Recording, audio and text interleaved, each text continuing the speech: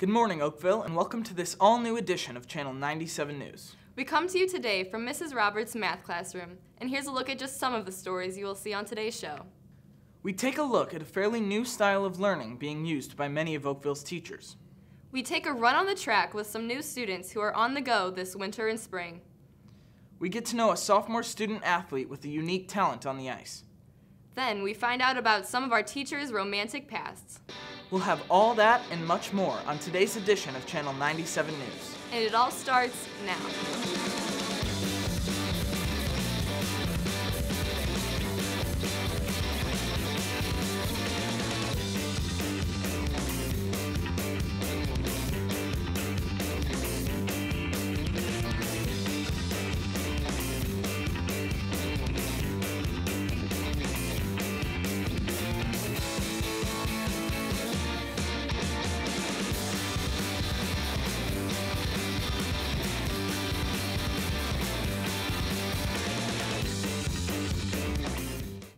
Welcome back to Eyes on the Tigers, Channel 97 News. I'm Allie Landman. And I'm Scott Leaker.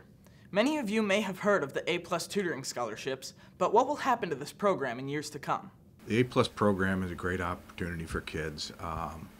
What it does is it provides students an opportunity to receive 2 years at a community college for basically little to no cost. While this has all been true, new changes are now emerging in the program. Initially, the A-plus scholarship covered books and tuition, and so due to funding with the state, it's decreased from paying for books to paying only for tuition.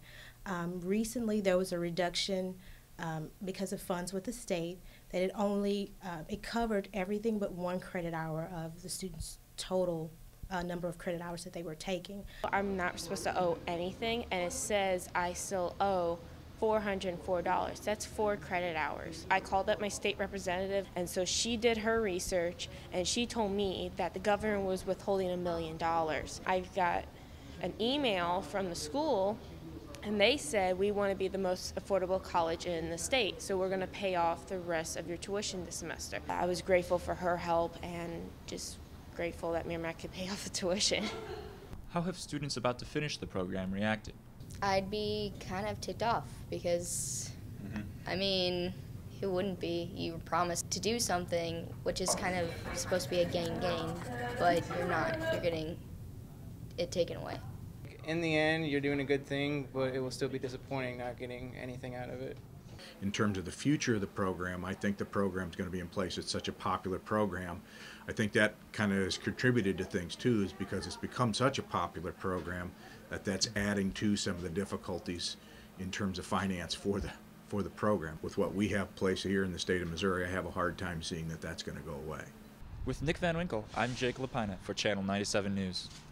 Many OHS teachers are flipping out over a new method of teaching. Shane Moores and Scott have the story. Welcome to Oakville High School, where some teachers are changing the way that we think of school. You may have heard of this method before, but what really is a flipped classroom? A flipped classroom is when I assign a video for homework of me teaching the lesson, and then during class we have time to do the homework type problems, and I can help them with those during class. I heard about it at a conference I went to a couple years ago, and I decided to start it last year. So last year was the first year I did it throughout the whole year. English as a subject naturally works really well for having a flipped classroom because you send reading home, or teachers send reading home for homework. That's kind of your instruction, and then the practice is applying discussion skills and analyzing skills in class through Socratic seminars or writing essays. And I surveyed the kids at the end of the year, and all of them said that they liked it. There's only a couple of them that said they didn't like it. I haven't heard a whole lot of negative. I've heard a few things here and there. Sometimes the videos are too long, or they didn't watch the video when they went home, so then they've got to watch it before they can do things in class. So little things here and there, but overall the response has been pretty positive. I think the concept of a flipped classroom, it's a really nice concept, but in practice, not so much. I feel like flipped classrooms don't necessarily work for Oakville because a lot of the time in the videos we'll be missing out on pieces that we didn't really understand, or there won't be parts of the video that we need. We can't really ask questions. Say I give them 5 really hard work problems, I'd rather them struggle with those in class where they won't get so frustrated and I can help them with it, rather than at home and then them coming the next day and saying I don't know how to do any of my homework, so I have to take a 0. I think it can be a very useful tool if it's done correctly. With photographer Shane Wars, this is Scott Leaker with Channel 97 News. So, Allie, what do you think about running? I'm not a fan. I'd rather swim. I would rather not do any physical activity, but I think these students would disagree. Up next is a story on Oakville's On the Go running club. In the classroom, a teacher's job is to motivate students. However, one teacher has his on the go. Mr. Bill Ebert organized a group of students to run the Go St. Louis Half Marathon in downtown St. Louis. This club is called Students on the Go, which is an offshoot of the Go St. Louis organization. It was started a few years ago by them to get kids to exercise, to goal set, and to accomplish something that they set out to do through the training program. You need to have a 20-week program in order to accomplish this half marathon. The goal is not a time whatsoever, it's actually just to finish. So when these kids finish, they're allowed to then sign up for these races and participate as well. They're already in the program. The seniors this year that finish also an opportunity to apply for scholarships. And many students have looked at the challenge as a positive experience. I really ran before on my own, but my dad's into running, so I thought I'd try it. Originally joined so that I could get in shape for soccer season, but once I actually started doing it, it actually became a lot of fun. It's really fun because everybody kind of motivates each other, and I mean, if you see somebody struggling, everybody kind of tells them, "Come on, you got it." And I don't know, it's just really fun to do it and meeting a lot of new people and just getting in shape. The runners look forward to conquering their goals on April 12th at 7 a.m. With Morgan Williams and Kelly Dugan, I'm Cassidy Mooney for Channel 97 News. For the past few years, the Oakville community has come together to raise money for a good cause. This year, they added a little fun to the campaign. This year, the school has taken extra steps to raise money for cancer awareness. Well, at lunches, student council kids have been asking to shake the can and whatever change you've got. I think that's the majority where the week-long funds came from. Just people making straight donations. They take all the money from both us and Melville, and we donate to the Susan G. Komen Fund.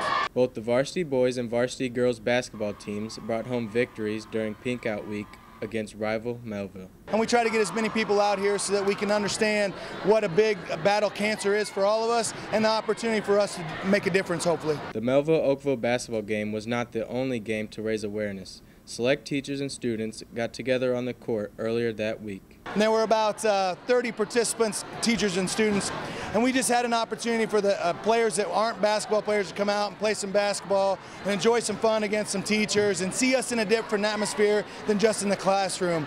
It was a good night for everybody. Our coaches, our teachers, and all of our students had a lot of fun, and everybody took it in good fun.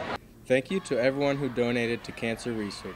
With Johanna Kerrigan and Holly Dinkins, I'm Kobe Allen for Channel 97 News. Now with another story about something I can't do, let's take a look at a sophomore student athlete who's following her dreams on the ice. While many students spend most of their free time participating in school sports or clubs, Megan Wick, a sophomore at Oakville, is involved in a unique team outside of school. I got started skating when I was about 5. I got a pair of skates and lessons for Christmas. I actually cried about it. I didn't want to skate. But as soon as she got out there when she was 5, just learning how to get up and do anything, you just saw the big, huge smile on her face and she loved it. I started skating when I was about 10, I guess, on Blade Brigade, and I moved up a few teams since then. Blade Brigade is a synchronized skating team at Kennedy. We skate in a group from about 8 to 20 girls. Megan is very dedicated. She's dedicated with her team aspect and her individual stuff. She's on the ice a good 6 to 8 hours a week. She definitely contributes to the team. She's always at practice. She's on top of things. She works really hard and she's always a strong skater, and you can really count on her to know what she's doing. On January 16th through 18th, she participated in the Sweetheart Open skating competition, where she placed first in 2 of her events. We compete about 7 times a year. She always does fantastic, her team and her individual. What she brings to the team is she's my little powerhouse. I don't know how that little thing can move that fast, but she can book it. She always knows the footwork and what the arm should be, and she's just awesome. She saw the Lindenwood team a couple years ago and was like, oh, that looks really cool to be able to do this in college as well. So that's kind of been her goal, and I'm doing whatever I can to help her with that. I would like to keep competing, at least synchro in college. I want to skate as long as I can. With Veronica Mahesky behind the camera, I'm Allie Lamon for Channel 97 News. Warning to anyone with a weak stomach, this story is disgusting. No, it's not. It's adorable. Let's take a look and you can decide for yourself. Valentine's Day is just around the corner, and not just the students are getting hit with Cupid's arrows. We talked to some of our OHS teachers about their most romantic time of their lives, proposals. My then boyfriend and I went on a road trip to Canada. We were going to see Niagara Falls, and he had some random old guy take our pictures. My then boyfriend said that they were too blurry, so we went to take another one, and he started to move away. I just kind of looked around, and he got down on one knee, and I said yes, and that was that. My husband sent me on a scavenger hunt all around town, and he had a note posted on the door that had an M on the front and gave me my first clue. All along the way, they spelled out the word Mary, and he was standing outside the house holding a sign that said me. I was proposed to in Paris, France, in the Eiffel Tower. I was not feeling well, I was sick, and I was irritable and crabby. So he ended up, we were not all the way at the top, kind of in the middle, and he got on his knee and he asked me in French. I was the talent MC at Mizzou Homecoming. So Mizzou Homecoming is student driven. One of the big events they have is a talent competition. So I was the person with the microphone introducing all of the skits. And so on the last night during finals, I brought her up on stage with a couple other people to interview them before the last skit, and that's when I proposed to her. So I had somebody that was playing guitar, and I sang her our song. That was our song together back in college, and the song is all about getting married and proposing. So that's when I got down on my knee and asked her to marry me. Did you expect it, when you proposed to you? No, I didn't. Whatever, you told me to do it. I didn't expect it, no. No, I was completely surprised. And my family knew I was surprised because I would have done my hair a little bit better. With Madeline Jones and Amanda Lupke, I'm Hannah Pauley with Channel 97 News. Hey Scott, do you have a Twitter? Heck yes I do, @ScottLeaker. Follow me. Have you tweeted anything about your teachers lately? I haven't personally, but I've heard that a lot of people have. Let's take a look. We've been noticing a lot of mean tweets about teachers lately, so we decided to give them the chance to hear what students have to say. Mr. Richter is always taking care of business.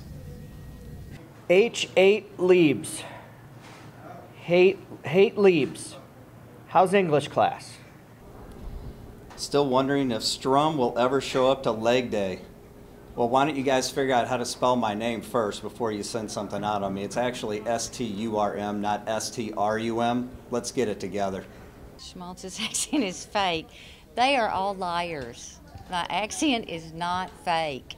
This is totally made up by teachers trying to get even with me and get me deported. Kaiten has way too many flamingos in her room. Never. Who needs an alarm clock when you have Senor King in the morning? ¡Wow! Me gusta la clase de español. Hoy es viernes. Es viernes. Es viernes. Hoy es viernes. Woo! Radmer's the queen of backhanded compliments. I don't have a reaction. Mr. Liebroff escaped from Willy Wonka's chocolate factory. No, I'm an angry elf, and Christmas is over. Mr. Wildhaber looks like the dad from Mulan. That is not me. That is not me. Mr. Shepard looks like a humanized Patrick Star. So I'm a little kid's toy thing from SpongeBob. Goody, goody gumdrops. That's what I wanted out of life. Mr. Richter spent more time on a story about his friend Cletus than the entire Civil War. Hashtag TCOB. Remember, Oakville, what goes online stays online. With photographer Morgan Blumenthal and Jacob the King, I'm Cassidy Ham for Channel 97 News. Well, that wraps up this edition of Channel 97 News. Thanks for watching. I'm Scott Leaker. And I'm Allie Landman. And remember, Oakville, keep your eyes on the Tigers.